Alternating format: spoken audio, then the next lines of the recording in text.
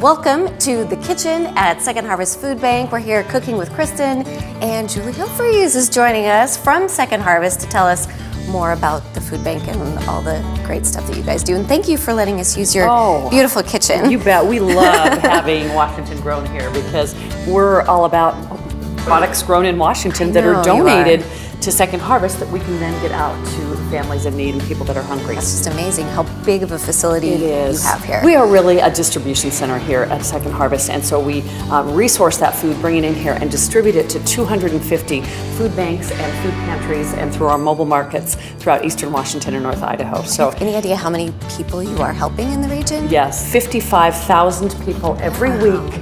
Every week line up at a food bank, a food pantry, or a mobile market to get food at no cost. That's just how great the need is. And most of these people are working families. They're working poor. They maybe have 2 jobs, but they're low-paid jobs, and they're just at that point where they're out of funds. So the food that comes into your warehouse, that comes from local farmers? That is our second highest volume of food is from growers, so we love that.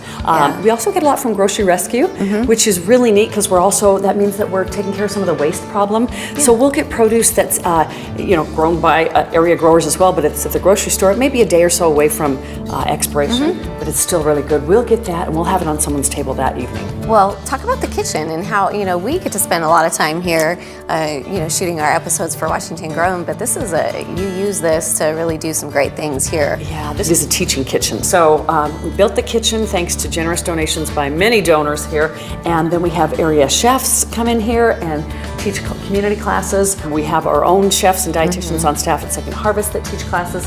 So we do 2 different types of classes. We do paid classes, so anybody can sign up and learn how to knife sharpening skills, sausage making class. And then by you paying for that class, you support someone in need to come take a class for free. That's awesome. So those are our community classes, and they're all on our website at 2-harvest.org, I have to say that, and just go to the kitchen and you can find out about all the classes. So we get to learn a lot from Kristen, and you get to hang out with us. I like it. You'd think after 3 years in the kitchen I'd be a little better in the kitchen, my adult children hope, but I can't wait to learn from you too, especially popcorn. I don't see very many ingredients, so it must be something fairly simple, right? We are making something simple today using another Washington product, and that's mint oil. Okay, yeah. This is something I've been eating since I was a kid, but it's just a really fun, simple way to use very few ingredients that make something that's really unique and phenomenal. This is like a candied popcorn, and a lot of times, do you make candied popcorns? Caramel corn or anything? Not usually. I like to eat them, but I don't make them. So they're really, everyone loves caramel corn, but it takes quite a bit of time because you have to bake it for about an hour and just slowly let the syrup then get to like a hard set on your popcorn.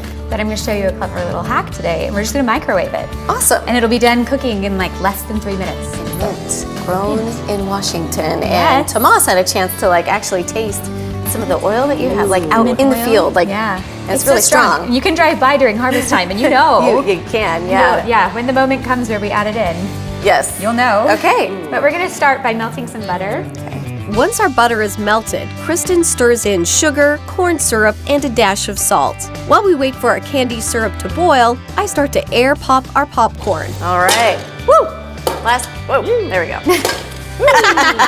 Now that the popcorn is ready, Kristen finishes the syrup by adding the mint oil and green food coloring.